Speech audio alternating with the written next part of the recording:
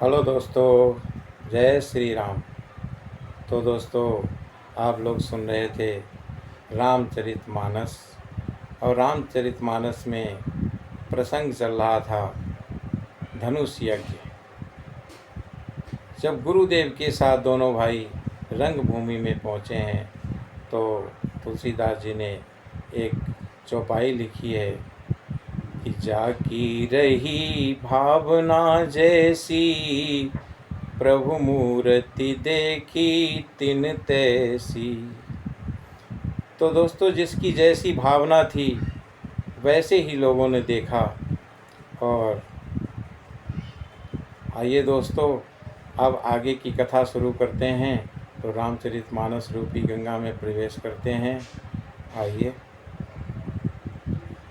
सब मंचन ते मंच एकु, सुंदर बिसद विशाल, मुनि समेत दो बंधु तहाँ, बैठा रे महिपाल। सब मंचों से एक मंच अधिक सुंदर, उज्जवल और विशाल था। स्वयं राजा ने मुनि सहित दोनों भाइयों को उस पर बिठाया। प्रभु ही देखी सब नृप ही हारे, जनु राकेश उदय भय तारे। असी प्रतीत सबके मन माही, राम चाप तो रव सक नाही।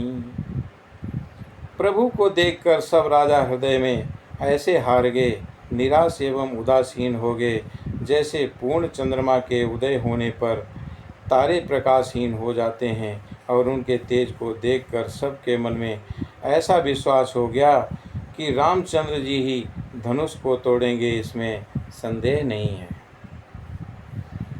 बिनु भंजहु भव धनुष विशाला, मेलहि सिय राम उर्माला।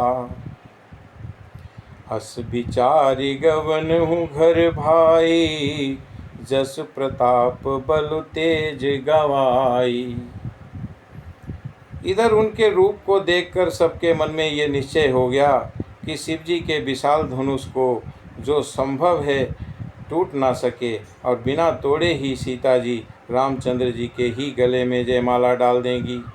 अर्थात दोनों तरह से ही हमारी हार होगी और विजय रामचंद्र जी के साथ रहेगी। और यूँ सोचकर वे कहने लगे कि हे भाई, ऐसा विचार कर यश प्रताप बल और तेज गंवाकर अपने अपने घर चलो। बिह से अपर भूप सुनि बानी, जे अविवेक अंध अभिमानी। तोरेहु धनुष ब्याह अवगाहा, बिन तोरे को कुमरी ब्याहा।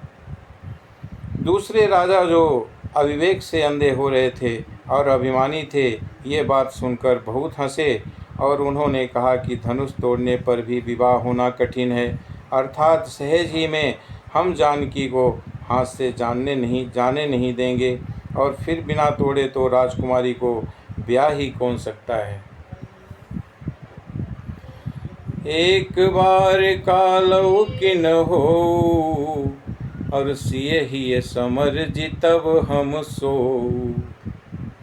यह सुनी अवर महिप मुस्काने, धर्मशील हरि भगति सयाने।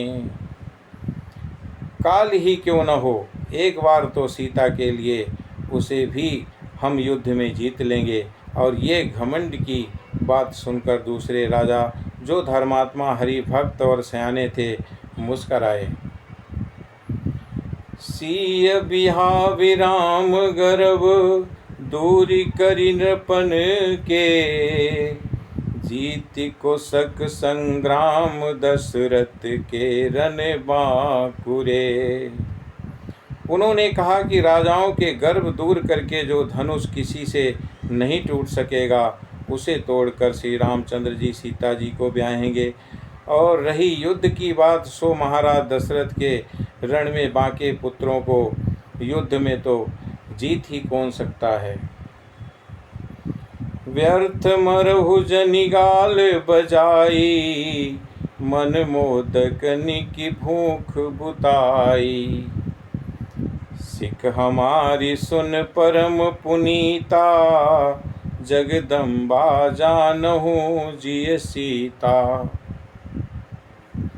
गाल बजाकर व्यर्थ ही मत मरो, और मन के लड्डुओं से भी कहीं भूख फूल बुझती है। और हमारी परम पवित्र निष्कपट सीख को सुनकर सीता जी को अपने जी में साक्षात जगत जननी समझो और उन्हें पत्नी रूप में पाने की आशा एवं लालसा छोड़ दो। जगत पिता रघुपति ही बिचारी, और भरी लोचन छवि लेहु निहारी। सुंदर सुखद सकल गुण राशि, ये दो बंधु शंभु उर्वासी। और रघुनाथ जी को जगत का पिता परमेश्वर विचार कर नेत्र भरकर उनकी छवि देख लो। ऐसा अवसर बार बार नहीं मिलेगा।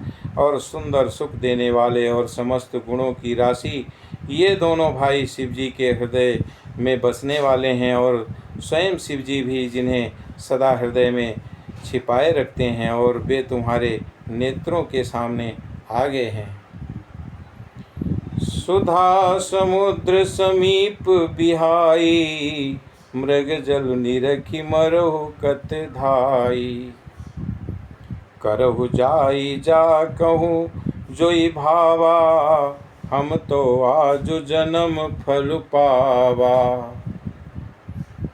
समीप आए हुए भव दर्शन रूप अमृत के समुद्र को छोड़कर तुम जगत जननी जानकी को पत्नी रूप में पाने की दुराशा मिथ्या ही मृग जल को देखकर दौड़कर क्यों मरते हो। और फिर भाई जिसको जो अच्छा लगे वही जाकर करो। हमने तो श्री रामचंद्र जी के दर्शन करके आज जन्म लेने का फल पा लिया और जीवन और जन्म को सफल कर लिया।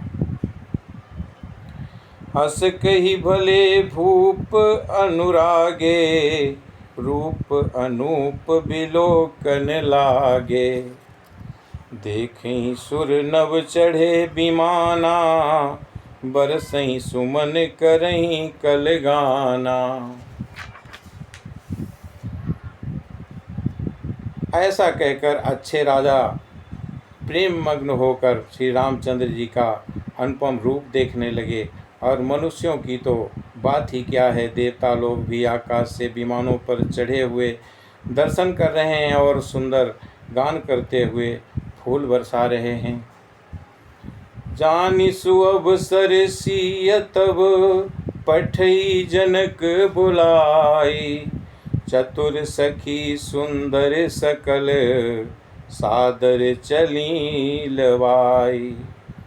तब सुअवसर जानकर जनक जी ने सीता जी को बुलावा भेजा, और सब चतुर और सुंदर सखियां आदरपूर्वक उन्हें लिवा लाईं।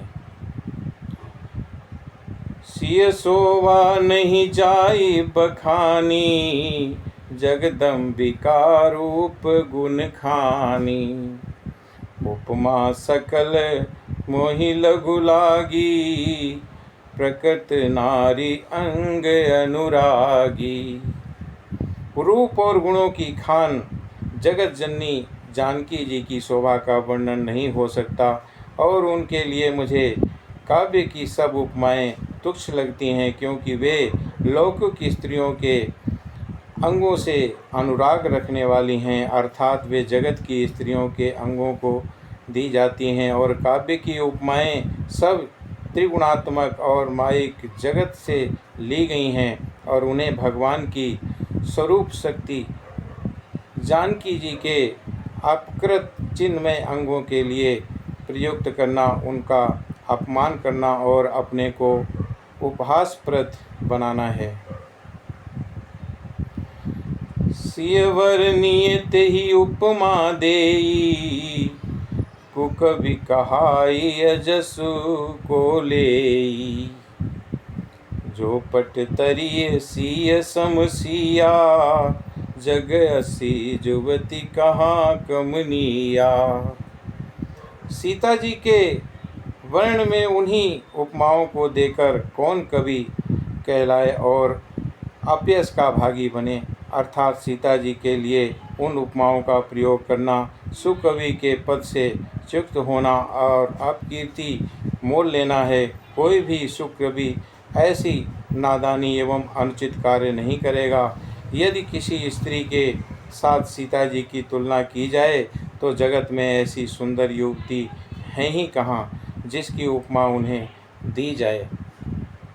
तो दोस्तों, आज की कथा को यहीं पर विश्राम देते हैं और धनुष यज्ञ का शेष भाग अगले भाग में सुन लीजिएगा। जय श्री राम।